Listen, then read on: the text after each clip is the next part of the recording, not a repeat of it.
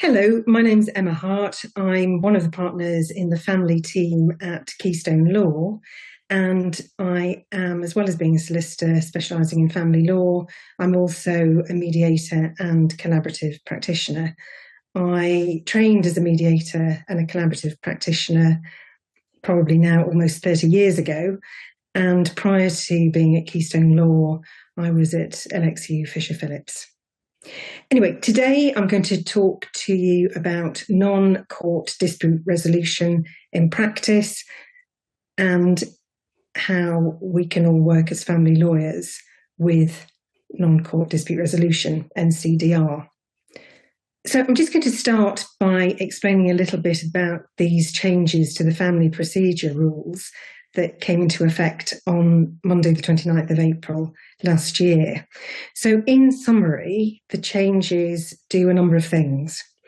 They have lessened the exemptions to completing the mediation information and assessment meeting, the MIAM, which is of course required in most, if not all, almost private family cases before a court application is issued.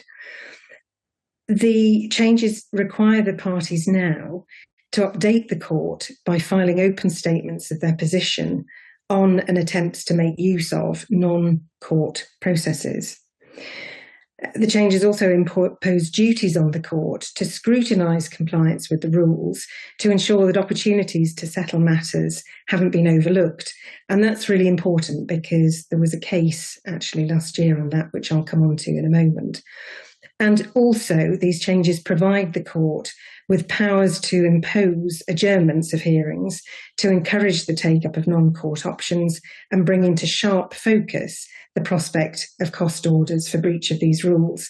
So really important. And actually, as a result of these rules, if you talk to any mediators, they will tell you that there has been a huge uptake in mediation since these rules came into play.